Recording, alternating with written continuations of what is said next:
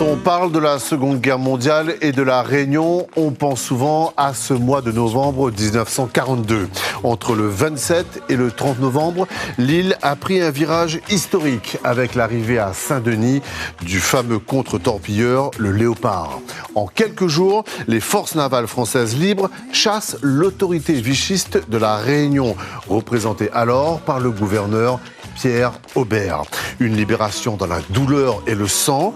Loin de toute influence allemande, le régime de Vichy a imposé pendant des années à la Réunion son cortège de lois iniques. Le maréchal Pétain faisant des colonies une périphérie réduite à l'obéissance.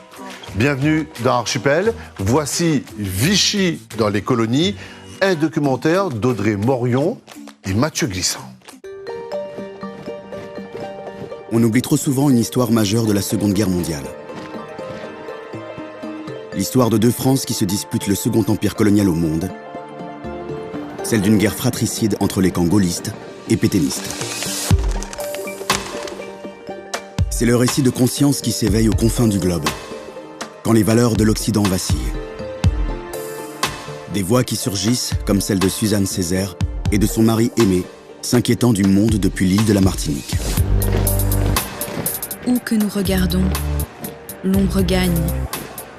Pourtant, nous sommes de ceux qui disent non à l'ombre. Nous savons que le salut du monde dépend de nous aussi. Que la terre a besoin de n'importe lequel d'entre ses fils, les plus humbles.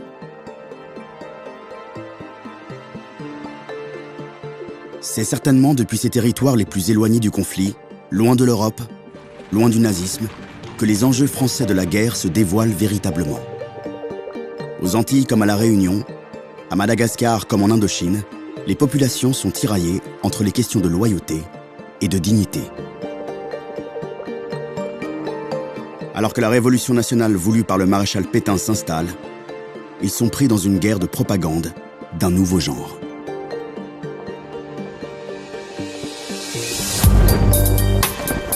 Je pense aux populations indigènes qui, dans le malheur de la patrie, ont conservé leur amour et leur confiance à la grande nation qui les avait toujours aimés et protégés. J'affirme, au nom de la France, que l'Empire ne doit pas se soumettre à leurs ordres désastreux. J'affirme, au nom de la France, que l'Empire français doit rester, malgré eux, possession de la France.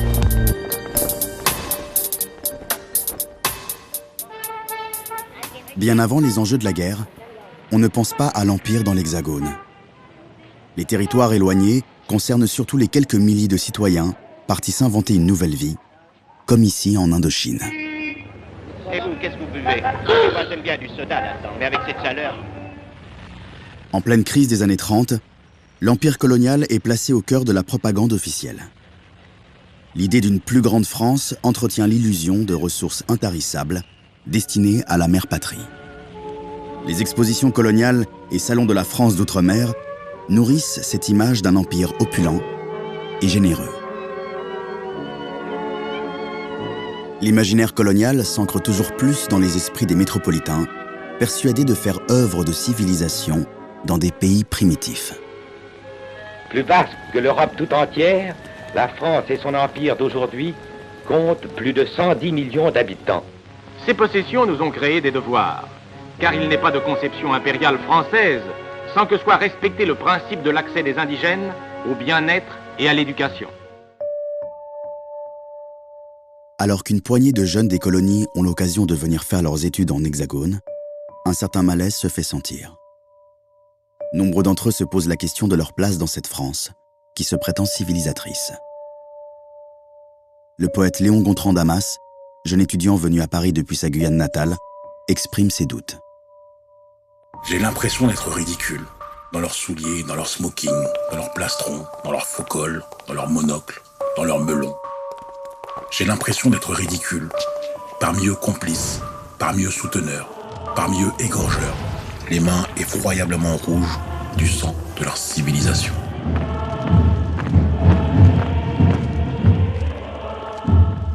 À la fin des années 30, c'est un autre visage de la civilisation impériale qui s'affiche. Alors que l'Allemagne nazie commence ses opérations militaires en Europe, l'Empire se montre dans toute sa puissance. Il faut rappeler au monde que la France peut compter sur ses troupes coloniales, fortes de plus de 500 000 soldats. L'heure n'est plus au doute, ni à la critique.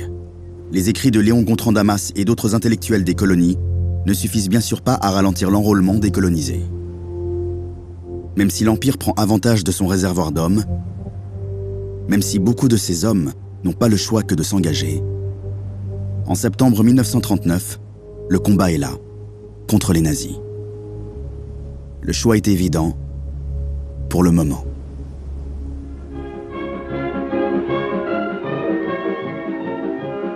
Ainsi, 108 millions d'êtres humains qui ne demandaient qu'à travailler et à vivre en paix se sont dressés pour la sauvegarde des libertés du monde et pour l'honneur de leur drapeau. Défenseurs de l'intégrité de leur sol, ils lutteront jusqu'au bout pour que leurs enfants, en toute quiétude, puissent continuer à écrire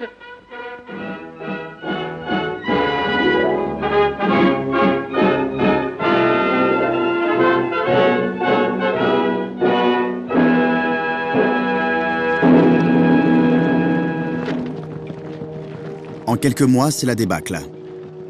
Entre mai et juin 1940, le pays connaît l'humiliation d'une défaite éclair. Les soldats attendent leur sort, tandis que plusieurs clans s'affrontent au sein du gouvernement français. Évidemment, nous savons que le général de Gaulle avançait l'idée selon laquelle il fallait poursuivre le combat, notamment poursuivre le combat depuis les colonies. D'autres, en revanche, disaient que voilà, la France avait perdu la guerre.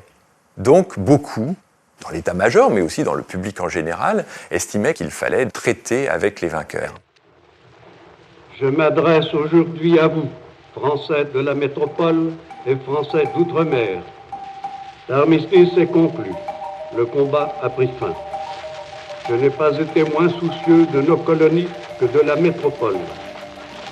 La France a le droit de compter sur leur loyauté. C'est vers l'avenir que désormais nous devons tourner nos efforts. Un ordre nouveau commence. L'Empire va être pris dans les mailles de cet armistice.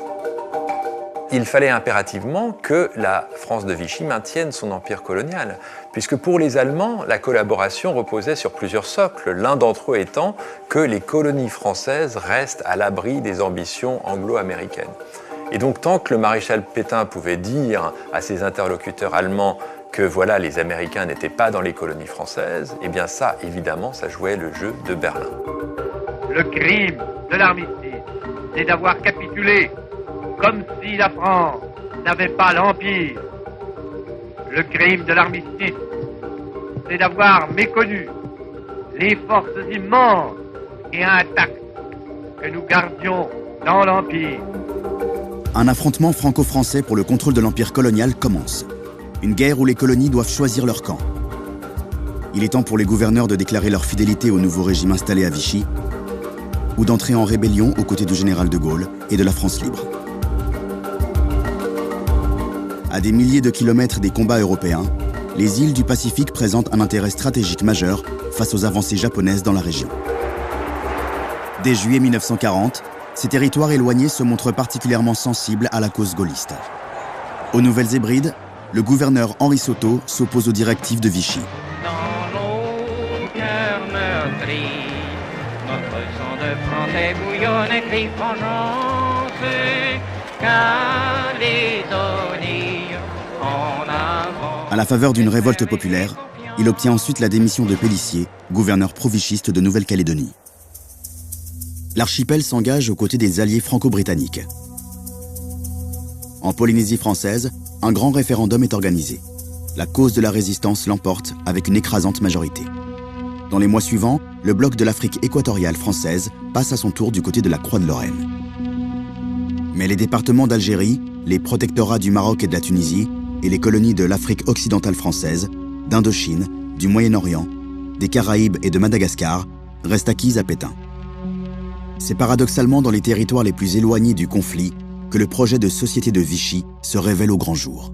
Le maréchal Pétain, pour lui, l'Empire comptait énormément. Il avait à côté de lui une carte de l'Afrique sur laquelle on voyait les colonies dites loyales et les colonies dites dissidentes. Et ensuite, oui, la propagande de Vichy s'est beaucoup intéressée aux colonies, elle était très active. Il y a un flux qui va des colonies vers la France avant 1940 et le flux va s'inverser, en tout cas pour la propagande, après l'armistice de 1940. Il y a une sorte de déferlante de propagande vichiste vers les colonies, incitant les colonies à demeurer fidèles à Vichy.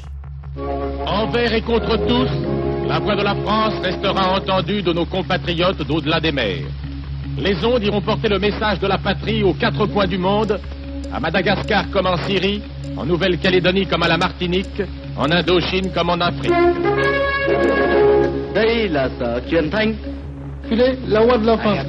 En pleine guerre mondiale, se met en place un empire de propagande coloniale qui tente de faire oublier que la France est occupée. Depuis Vichy, des coloniaux portent le message d'une nation forte et unie autour du maréchal. La voix de la France n'est pas morte. L'un des problèmes de cette guerre de propagande est cette situation paradoxale, dans laquelle une puissance coloniale est occupée par une autre puissance, en l'occurrence par les nazis. Pour la première fois, il fallait convaincre le sujet colonial que le colonialisme français était bon pour eux sous cette forme particulière, à savoir le régime de Vichy. C'est peut-être la première fois qu'un gouvernement français accorde autant d'importance à l'adhésion des populations coloniales. Pour cela, Pétain doit fédérer les colonies autour d'un ennemi commun, un rival naturel outre-mer, l'Angleterre, le premier empire colonial au monde.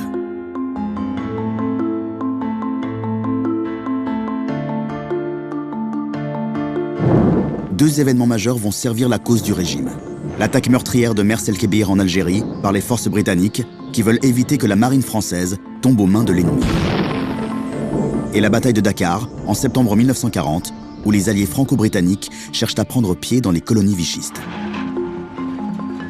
Churchill laisse les commandes de l'opération Dakar à De Gaulle, croyant susciter des ralliements du côté vichiste. Mais rien ne se passe comme prévu et les combats virent au fiasco pour les alliés. Après la perte de plusieurs navires de guerre, les Anglais sonnent la retraite. 200 morts et 400 blessés. Pour la première fois dans cette guerre, des Français ont tué d'autres Français. Mais il y a les morts, ceux de la flotte de guerre, les soldats, les civils victimes innocentes de ce combat furieux. Celui qui a sauvé Dakar fait célébrer un service funèbre pour honorer leur mémoire. Dans cette école indigène, ces petits noirs continueront à étudier le français. Protégés par ceux qui ont su les défendre, ils apprendront chaque jour à mieux connaître la France nouvelle et celui qui en est le chef. Il s'agit d'une aubaine pour le régime de Vichy et d'un contre-coup majeur pour la France libre. Un vent anglophobe traverse la nation et ses territoires, et les gouverneurs encore hésitants se rangent définitivement du côté vichiste. Ils embrassent le projet anti-républicain et discriminatoire du régime. Cette révolution nationale que Pétain souhaite étendre à tout l'Empire. De son propre gré et sans aucune pression allemande, puisque ce n'était pas du tout dans les intérêts du Troisième Reich, Vichy a décidé d'exporter son idéologie outre-mer. Par exemple, dans le cadre des lois d'exclusion antisémites de Vichy qui sont exportées dans des territoires comme Madagascar qui ont 26 personnes définies comme juives, l'exportation de ces bêtes noires, de ces haines, de cette politique au vitriol est révélatrice également, je crois, de la nature de Vichy. Un monde nouveau se crée dans les colonies. L'Empire vichiste. Les territoires d'Afrique du Nord, considérés comme le fleuron de l'Empire colonial, sont aux premières loges du projet de Pétain. Le maréchal a conservé in extremis l'administration de l'Algérie, du Maroc et de la Tunisie, convoitée par Mussolini et Franco depuis la défaite française. Hitler a tranché en faveur du régime collaborationniste, mais le Reich y impose des commissions de contrôle qui surveillent de près les administrateurs français. Plus loin des lignes de front, hors de la zone de surveillance nazie, Pétain et son gouvernement affirment encore plus leurs efforts. C'est sûrement dans ce qu'on appelle les vieilles colonies, ces territoires d'outre-mer anciens, nés de l'esclavage, que le visage du régime de Vichy apparaît sans voile, sans pression allemande directe. La Guyane française et les îles de la Martinique et de la Guadeloupe forment une zone sous haute tension. Proche des territoires anglais de Sainte-Lucie et de la Dominique, les agents du régime cherchent par tous les moyens à y maintenir leur pouvoir. Le statut particulier de ces possessions françaises aux portes de l'Amérique en font un sujet idéal pour le réalisateur Howard Hawks. Dans son célèbre Port de l'angoisse, Humphrey Bogart est confronté non sans humour à une administration arbitraire et sûre d'elle. Morning. Good morning, Captain Morgan. What can I do for you today? Same thing as yesterday? You and your client wish to make a temporary exit from the port? That is right. Name? Harry Morgan.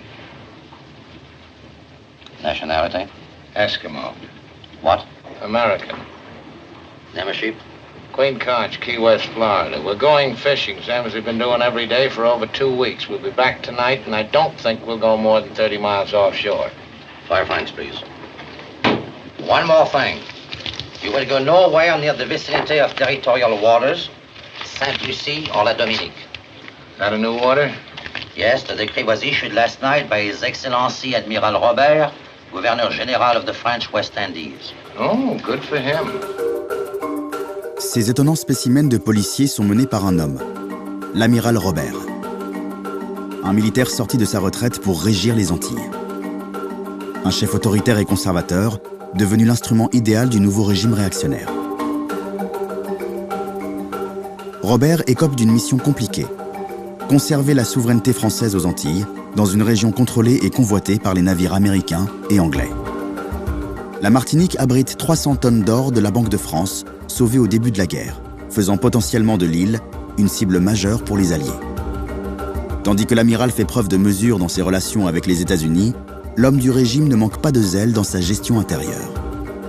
Assisté par les gouverneurs locaux comme Constant Saurin en Guadeloupe, il s'applique à y démanteler les principes et institutions de la République.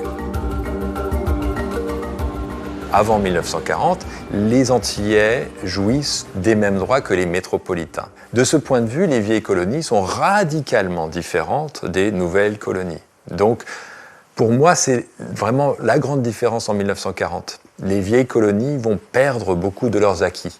On épure tout ce qui peut sembler démocratique, dissolution des conseils municipaux. Et on remplace bon nombre de maires par des maires qui sont censés être plus proches du nouveau régime. En Guadeloupe, un homme mène une fronde contre la nouvelle administration. Son nom circule dans les conversations discrètes. Il s'appelle Paul Valentino. Ce jeune élu refuse l'armistice. L'arrivée au pouvoir de Pétain le pousse à se poser la question de son lien à la France. Quand monsieur le gouverneur affirme que le gouvernement du maréchal Pétain est libre, nous voudrions qu'il eût raison, par orgueil des Français. Mais nous savons bien que cette liberté n'existe pas en fait. Pour nous, Français nous sommes, Français nous voulons rester. Nous pouvons revendiquer le droit de vivre sous les lois françaises, telles qu'elles existaient au jour de l'armistice.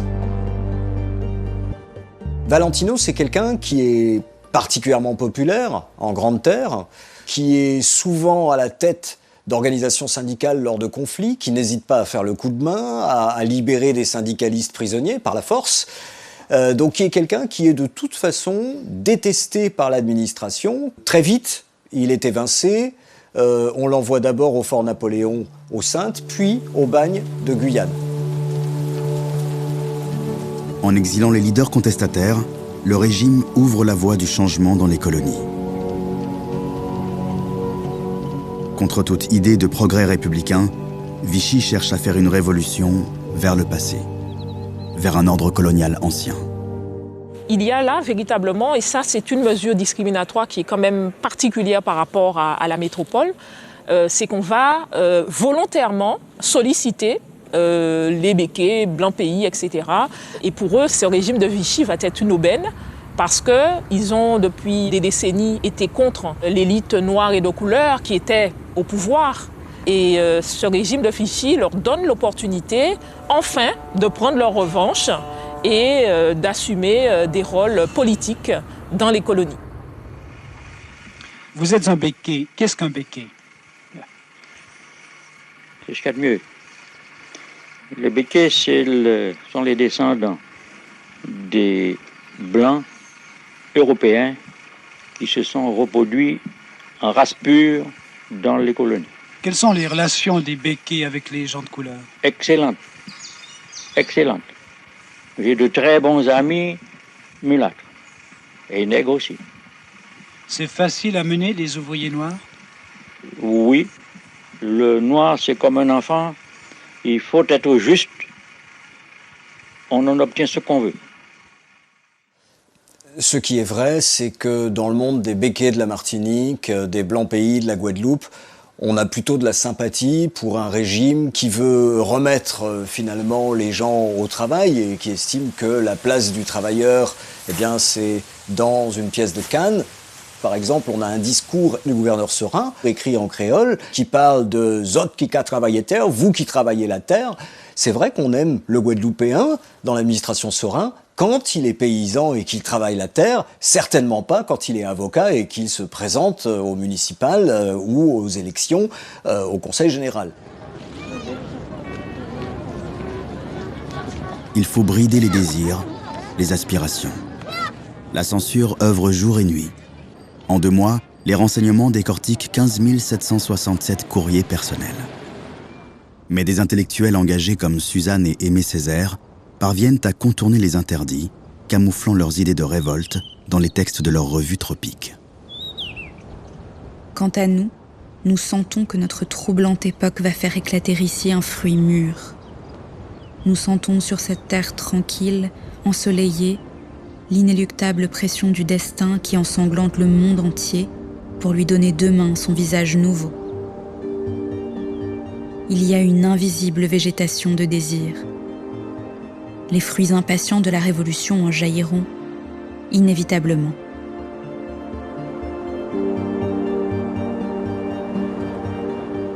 Les craintes des services de renseignement ne concernent pas seulement les intellectuels locaux. La Martinique reçoit depuis l'armistice des réfugiés politiques arrivés in extremis d'Europe. André Breton, le poète surréaliste en exil sur l'île, raconte cette rencontre improbable avec les agents coloniaux. Étrange police en vérité, encore française à en croire son uniforme, mais si imparfaitement telle qu'on se figure en général la police allemande. Cette carrure, cette démarche, ce verbe cassant, ces sous-entendus commentés d'un rire jaune.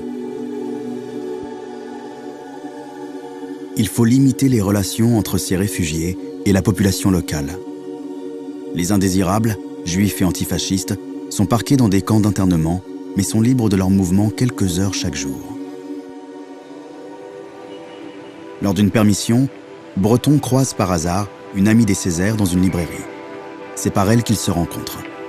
Leurs échanges, leur connivence, représentent tout ce que les vichistes convaincus méprisent, comme l'exprime si clairement le chef de la sûreté de l'île, le lieutenant Castin. Actuellement, je m'occupe des voyageurs qui affluent par ici à la recherche d'une nouvelle terre d'élection. M'occuper de cette vermine du monde me plaît particulièrement. J'ai été un agent de renseignement impitoyable. Cette pauvre Martinique est le monument de l'indécence républicaine. Quelle pourriture, quel avachissement. Institutions, climat, Rome, trop de gens n'ont pas encore l'esprit de la Révolution nationale. Et je m'ancre dans l'idée que ce ne sera qu'avec la trique qu'on l'inculquera aux indifférents et aux canailles.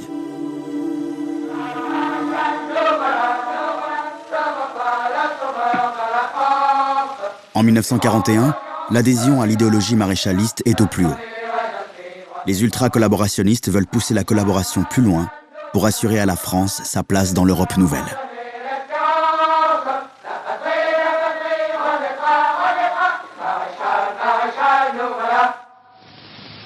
La vérité, on vous l'a dit. La vérité est dans le combat. La France ne peut pas être absente de ce combat. Son honneur, sa dignité, son histoire. Mais tout milite pour qu'elle soit présente d'une façon brillante, d'une façon totale, d'une façon entière. Les actualités, visibles dans tout l'Empire, vantent les victoires allemandes. Après l'invasion de la Yougoslavie et de la Grèce, Hitler a lancé la plus grande campagne terrestre de l'histoire, l'opération Barbarossa, pour la conquête de l'Union soviétique avec 3 millions d'hommes. Pas une formation ennemie n'a pu échapper à l'étreinte. En voyant ces faces de Mongols, de Tartares, de Kalmouks, comment ne pas sentir quel effroyable danger pesait sur la France, l'Europe et le monde? La guerre franco-française s'intensifie dans les colonies. Au Moyen-Orient, Français libres et vichistes s'affrontent. À l'Est, le Japon impérialiste qui occupe l'Indochine française et une grande part de l'Asie du Sud-Est menace un bassin stratégique important, l'océan Indien. L'attention se resserre sur Madagascar et la Réunion, deux colonies françaises qui sont mises sous blocus anglais. Coupés du monde, les Réunionnais souffrent d'une des pires famines de leur histoire. Maxime Laop, le chanteur populaire qui n'a alors que 18 ans, chante la misère des siens. La cloche l'a sonné, maman, que ça l'arrivée. La guerre l'a pété, papa, nous l'a pimenté. La cloche l'a sonné, maman, que ça l'arrivée. La guerre l'a pété, papa, nous l'a pimenté. Que ça nous va faire, maman, que ça nous va faire. Que ça nous va faire, maman, que ça nous va faire.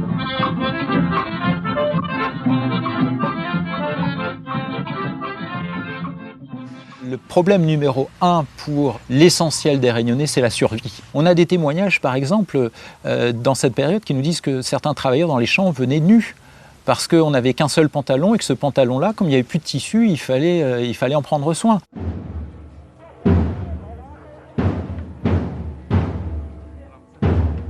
L'objectif, c'était avant tout ici de maintenir une certaine forme de paix sociale, l'ordre tel qu'il était établi.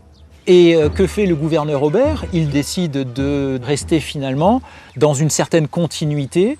On reste fidèle au gouvernement qui jusque-là donne des ordres et surtout a été reconnu par une majorité de la représentation parlementaire, dont les élus de la Réunion.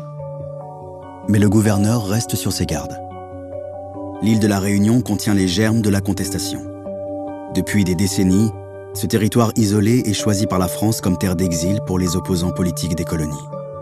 La reine de Madagascar y a été détenue et à présent, une figure majeure de la lutte anticoloniale, Abdelkrim, leader de la grande révolte marocaine. Parmi ces figures d'insoumission, un homme se démarque au moment de la guerre. Discret dans sa petite boutique, ce grand amateur de radiodiffusion n'est autre que le prince Vinsan, dernier empereur d'Annam. Expulsé d'Indochine dans sa jeunesse après avoir pris la tête d'une révolte, Vinsan est convaincu de la légitimité de la France libre. Il confectionne un émetteur artisanal pour relayer les messages de contre-propagande diffusés depuis la nouvelle radio gaulliste. Ici, Radio Brazzaville, Afrique française libre, émission de la France combattante. Nous repoussons avec indignation et mépris toute tentative de nous placer ici devant le fait accompli par Vichy ou par Berlin, et nous refusons encore, avec une volonté farouche et décidée, de servir sous la croix gammée. L'administration de l'île répond avec des moyens colossaux au vu de la situation.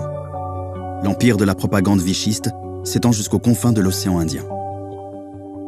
Toute la propagande vichiste va être déroulée ici à La Réunion. Par exemple, la grande place du Barachois qui se trouve à Saint-Denis va être baptisée la place du maréchal Pétain. On va montrer un certain nombre de films de cinéma de propagande et une partie de l'élite réunionnaise va s'accommoder très bien, voire va s'engager dans cette doctrine. Toutes les semaines, des films de propagande abreuvent les populations coloniales d'images glorieuses venues d'Europe. Légionnaire de France et d'outre-mer, une année s'est écoulée depuis que je vous ai appelé à entreprendre à mes côtés la grande œuvre de la rénovation française. Je jure de consacrer toutes mes forces à la patrie, à la famille, au travail. J'accepte librement la discipline de la Légion pour tout ce qui me sera commandé en vue de cet idéal. De nombreux Réunionnais, encore frustrés de ne pas avoir pu défendre le drapeau français en 1939, sont galvanisés par la création de la Légion des combattants français et de la garde du maréchal. Le gouverneur Aubert et son administration attisent leur nationalisme.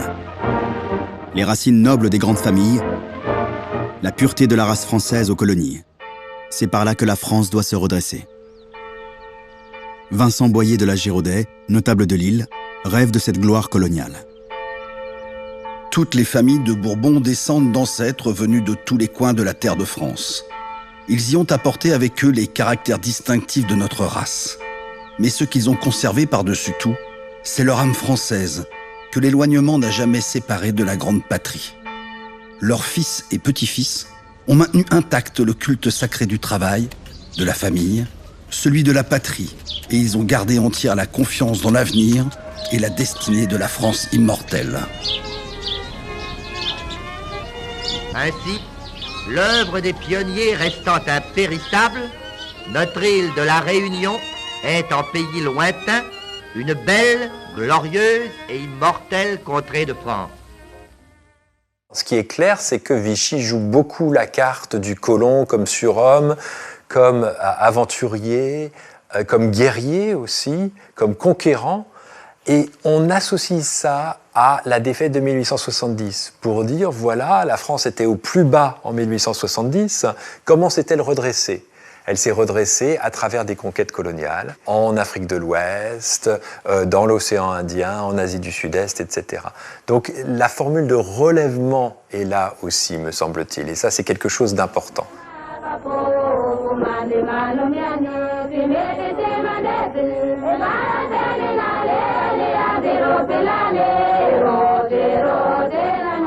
Mais c'est peut-être dans la possession française la plus proche de la Réunion, sur la grande île de Madagascar, que se révèlent plus clairement les ambitions coloniales de Vichy. Madagascar est une colonie bien plus récente que celle des Antilles et de la Réunion. Avec 4 millions d'habitants et de nombreuses ressources minérales et vivrières, ce territoire presque aussi grand que la France hexagonale est conservé et surveillé de près par les autorités locales. Affection, loyalisme est également la devise des populations malgaches.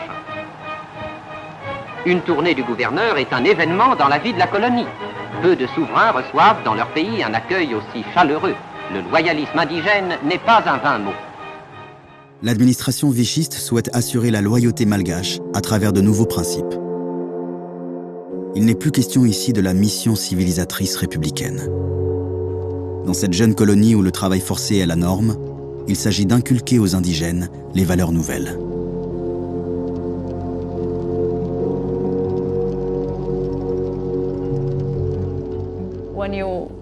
Quand on est un régime colonial souvent oppressif et brutal, il est difficile de brandir ses valeurs, de dire « nous croyons à l'égalité », nous croyons à la liberté.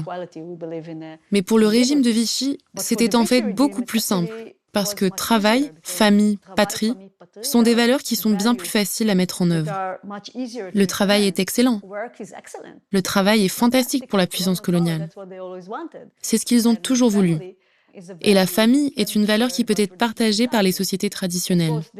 Bien sûr, la patrie peut être un peu problématique, sauf si on parle de la France comme de la mère patrie. Ça résout le problème. Cette Marseillaise, chantée en langue sakalave par un essaim de jolies femmes.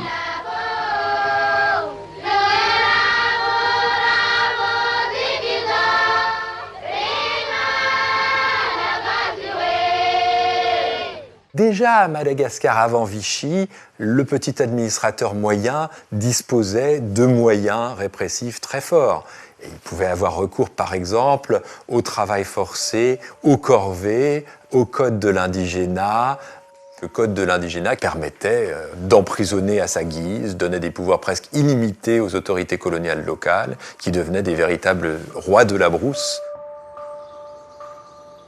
Dans la petite bourgade prospère de Souvinandre, un administrateur colonial règne en maître. André Constantini, vichiste convaincu, y met en place des mesures de surveillance extrême.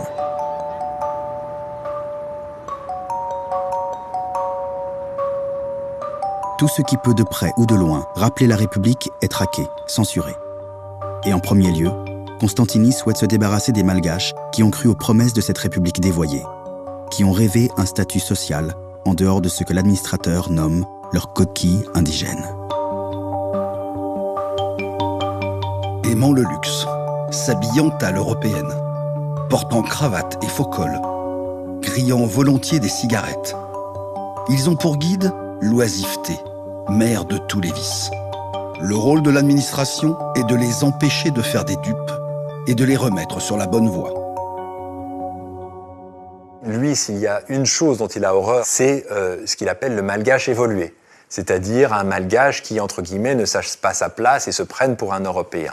Donc, évidemment, certaines élites malgaches qui avaient été naturalisées français dans l'entre-deux-guerres font les frais de ce virage, en vertu d'une nouvelle loi permettant de retirer la nationalité française à une personne indigène, entre guillemets, ayant commis des crimes politiques. Donc là, on est dans un double registre raciste et politique qui est assez unique à Vichy. Si les naturalisations étaient peu nombreuses avant la guerre, si l'assimilation était jusque-là timidement mise en avant par la République, l'administration vichiste assume sans complexe la ségrégation en place. Au moment de la période coloniale, les Malgaches ont compris que la seule possibilité de promotion, c'est de demander l'assimilation. Mais c'était aussi le seul moyen de pouvoir parler, de pouvoir faire de la politique. Parce que sans ça, on n'avait pas la liberté de parole, tant qu'on n'était pas citoyen. Pour mieux tenir l'île, Pétain développe un véritable culte de la personnalité.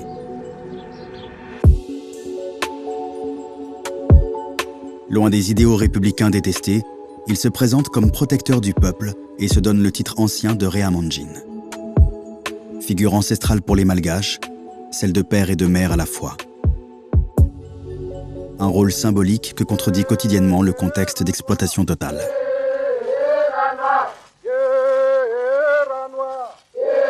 Le travail forcé qui avait reculé au moment du Front populaire retrouve un essor considérable. Sous Vichy, la violence de la colonisation est mise à nu.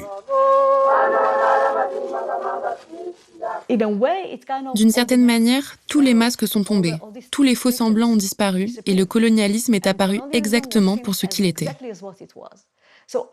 Je ne dis pas que les sujets coloniaux ne savaient pas ce qu'était le colonialisme auparavant. Bien sûr qu'ils le savaient. Mais pour certains, et en particulier ceux qui ont mené les mouvements politiques de l'après-guerre, les élites qui avaient été éduquées à l'européenne, le régime de Vichy a en quelque sorte cessé de faire semblant.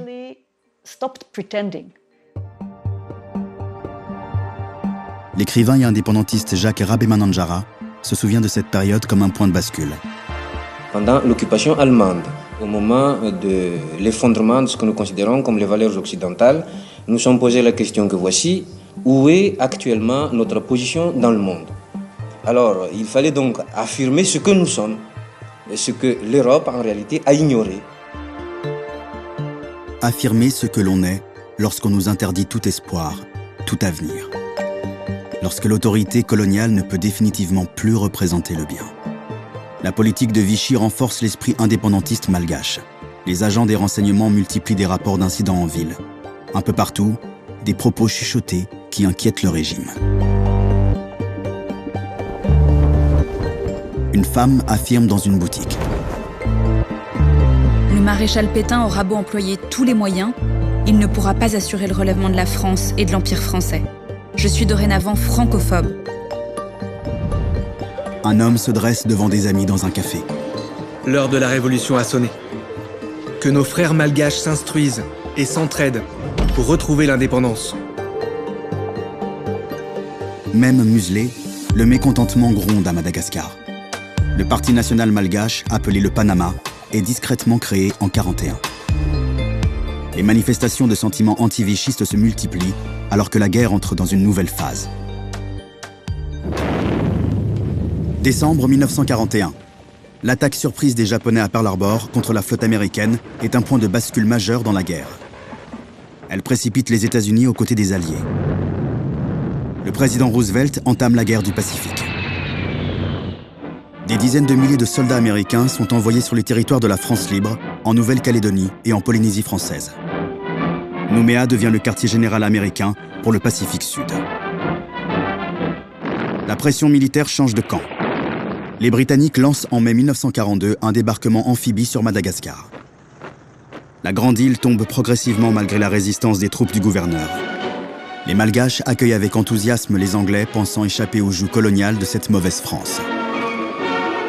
Against a large portrait of Pétain, British and French assembled at Antsirana for the signing of the terms of surrender. Entre novembre 42 et janvier 43, les Alliés multiplient les opérations militaires dans les bastions vichistes en Afrique de l'Ouest et du Nord. L'Algérie, le Maroc, la Tunisie, l'Afrique occidentale française et enfin la Réunion sont libérés du joug de Vichy. À 9000 km de là, et malgré les défaites coloniales, Pétain est dans le déni. Il continue de promouvoir la fiction de son empire alors qu'il n'en reste plus que des miettes. Des moyens colossaux sont déployés pour financer les diverses expositions coloniales en pleine guerre mondiale. La France meurtrie regarde passionnément vers son empire. La quinzaine impériale s'est ouverte avec solennité. Impuissant sur le terrain, les gestes symboliques se multiplient. Comme à la commémoration de la victoire gauloise de Jargovie, où le maréchal souhaite sceller le sort de la France à celui de ses territoires d'outre-mer. Sur le plateau où Vercingétorix combattit, le soleil naissant éclaire ce matin les mouvantes cérémonies organisées par la Légion des combattants. Les terres venues de tous les coins de la France et de l'Empire sont réunies dans un mausolée dont la dalle sera scellée par le maréchal. Il y a cette tentative de faire un grand brassage ou mixage, non pas des gens, des peuples, mais au contraire des sols. Et ça en dit long, je crois, sur la vision de Vichy. 3 couleurs, un drapeau, un empire. La Nouvelle-France, tant souhaitée par la propagande, ne peut se faire sans l'Empire.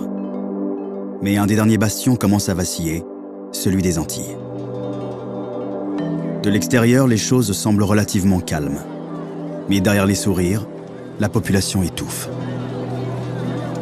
Malgré les mises en scène peu convaincantes de la propagande pour les présenter sous leur meilleur jour, les milliers de marins de l'amiral Robert restent peu appréciés des Antillais. Leur réquisition régulière des denrées locales n'aide pas les relations. On a quand même des populations dans une société post-esclavagiste où on a l'habitude d'encaisser beaucoup de choses et où de temps en temps ça explose. Donc là, de la même façon, on a encaissé un certain nombre de choses et puis, au bout d'un moment, on arrive à un point de rupture. La population manifeste de plus en plus. À la Guadeloupe, il y a par exemple ce match de foot qui vire à l'émeute avec le jeune Serge Balgui qui va tomber, qui va être tué lors de chants où on est passé de « Vive le Gaulle » à « Vive de Gaulle ». Une forme d'opposition un peu subtile et détournée, mais qui finit avec une tragédie, avec mort d'homme.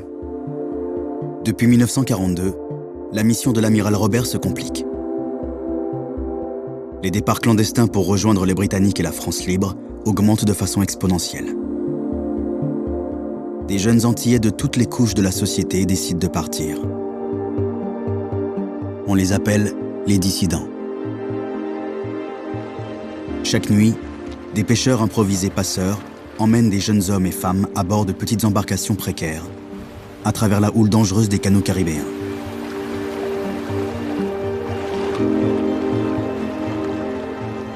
Ils affluent vers les îles britanniques voisines, puis sont rapatriés à Fort Dix, aux États-Unis. Ils sont des milliers à rejoindre les forces de la France libre, convaincus au plus profond d'eux-mêmes de leur devoir envers la France, la vraie, et non pas celle des Allemands. Dans quelque temps, nombre d'entre eux débarqueront avec les Alliés pour la libération de l'Europe.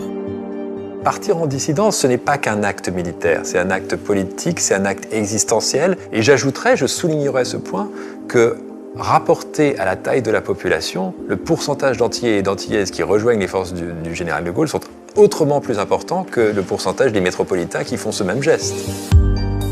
Le gouverneur du Tchad, Félix Éboué, originaire de Guyane, ne cache pas sa fierté à l'annonce de la libération de sa terre natale.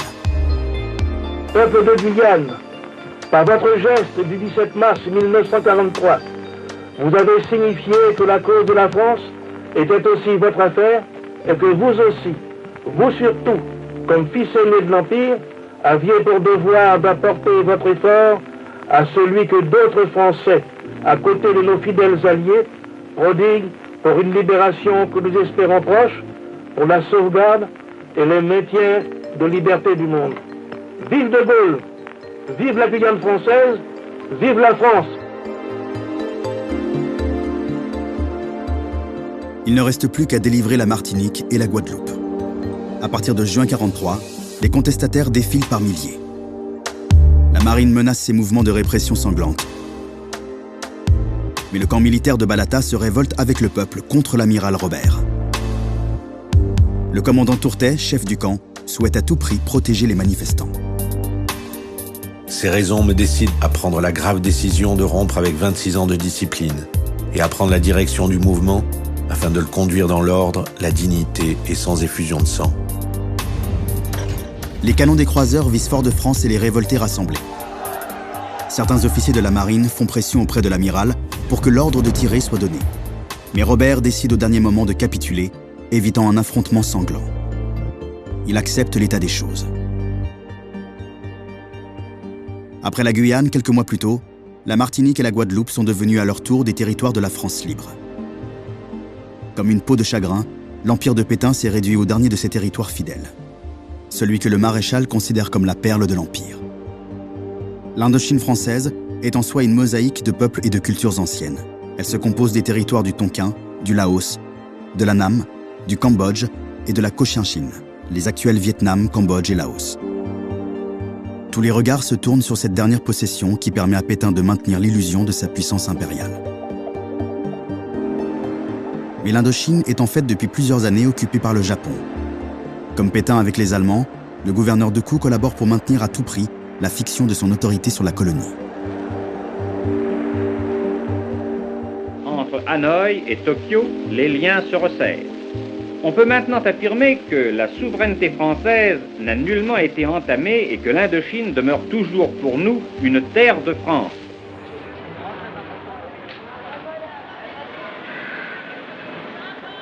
L'administration en Indochine doit absolument maintenir une forme de légitimité auprès des populations locales. Avec 40 000 Européens sur place et plus de 20 millions d'indigènes, le régime se doit d'être inventif. L'objectif va être de créer des Indochinois fidèles à la France, tout en leur permettant également d'exprimer un ressenti national, voire patriotique, avec cette idée de canaliser ces petites patries sous la tutelle française. On peut pour la première fois utiliser le mot Vietnam. Avant, on ne pouvait pas. Donc il y a ce nouvel esprit de permission, de liberté en matière de nationalisme qui peut paraître tout à fait paradoxal. Et donc vous avez effectivement des journalistes qui disent, voilà, travail, famille, patrie, c'est notre devise aussi. Et on doit mettre en avant la vieille patrie. Et pourquoi pas lui redonner vie, lui redonner corps. Dans toute l'Indochine, au Cambodge comme en Annam, les intellectuels se saisissent de la devise vichiste. Le journaliste Nguyen Vietnam écrit « Pour nous, Annamites, ces mots d'ordre ne peuvent nous laisser indifférents. Je dirais plus, ils sont nôtres depuis bien longtemps, tant ils se rapprochent des devoirs essentiels énumérés par Confucius. C'est-à-dire le perfectionnement individuel, l'organisation de la famille, le gouvernement du pays. Tout cela lie le destin de l'Annam à la France par le biais de valeurs communes partagées par le maréchal et le sage. » Ce sur quoi ont misé les autorités de Vichy, c'est sur une sorte de synergie ultra-conservatrice, à savoir un espèce de rapprochement entre, par exemple, les valeurs confucéennes d'une part et les valeurs pétainistes de l'autre. Vous avez, par exemple, cette tentative assez surréaliste d'introduire des sentences parallèles franco-annamites, où on voyait côte à côte juxtaposer des aphorismes du maréchal Pétain d'une part et des paroles de Confucius de l'autre. Tu aimeras la France et l'Annam de toutes tes forces, de toute ton intelligence, de tout ton cœur. Vous vous aimerez entre Français et Annamites comme des frères. À cette condition seulement, vous servirez vraiment notre maréchal et votre roi.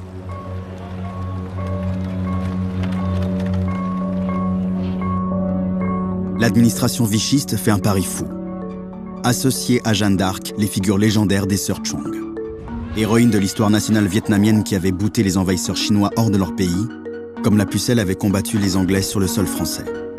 Mais ces grandes célébrations ont un effet inattendu. Les autorités notent que les petites filles indochinoises préfèrent se déguiser en sœur Chong qu'en Jeanne d'Arc. Le problème, c'est que le Vietnamien pourrait très bien comprendre le lien entre bouter les Chinois hors de Vietnam et bouter un jour, eh bien pourquoi pas, les Français hors du Vietnam aussi. Le régime, aveuglé par son illusion d'empire, embrigade la jeunesse dans des camps sportifs et idéologiques. Les vichistes oublient qu'ils entraînent là les corps d'hommes et de femmes trop souvent méprisés. Dans ces camps d'entraînement, tous les esprits ne se rangent pas. Certains d'entre eux s'affûtent, attendant le moment propice pour se soulever. Depuis plus de 80 ans, les populations locales souffrent du joug colonial. Au-delà des quelques élites privilégiées par le pouvoir, l'Indochine française soumet 20 millions de sujets aux besoins d'une nation étrangère, la France.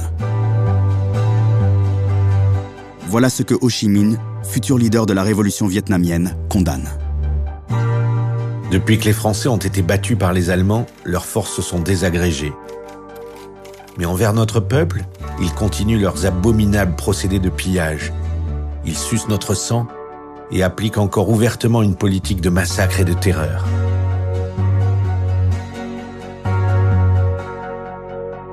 Aujourd'hui, l'heure de la libération a sonné. La France s'est révélée incapable d'exercer par elle-même sa domination sur notre pays.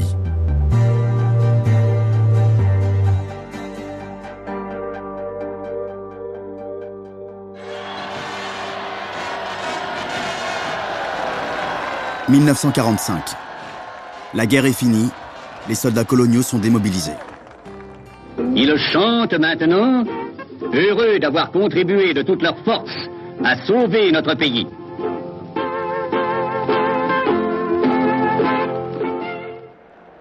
Alors qu'en Hexagone, le maréchal est condamné avec certains cadres de Vichy pour haute trahison dans un procès très médiatique, la plupart des administrateurs des colonies ne sont pas inquiétés. Pour les populations de l'Empire, l'expérience de la guerre et du régime de Vichy laisse une marque bien différente dans les jeunes et les vieilles colonies. Aux Antilles, en Guyane et à La Réunion, dans ces anciennes possessions, les foules ne cachent pas leur joie. La frayeur de la période vichiste rend les célébrations électriques. La République française est rétablie, l'espoir renouvelé.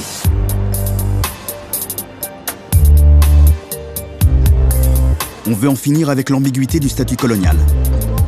Il faut faire à présent partie de la nation, intégralement. Aimé Césaire et d'autres représentants d'outre-mer font rapidement voter la départementalisation. Plus jamais on ne dira de ces terres qu'elles sont des colonies, des territoires de seconde zone. Mais dans les jeunes colonies, celles qui n'ont jamais connu les droits de la République, la fin de la guerre n'a rien de libératoire. En Indochine ou à Madagascar, rien de nouveau sous l'administration gaulliste. Exploitation, travail forcé, injustice. Les ingrédients du colonialisme brutal ne changent pas. Après des années de révolution nationale pétainiste, le désir d'indépendance des colonisés n'a jamais été aussi fort. En 1946, la guerre de libération nationale embrase l'Indochine. Un an plus tard, à Madagascar, une grande révolte populaire, violemment réprimée par les troupes gaullistes, aboutit à un massacre. Avec au bas mot, des dizaines de milliers de morts.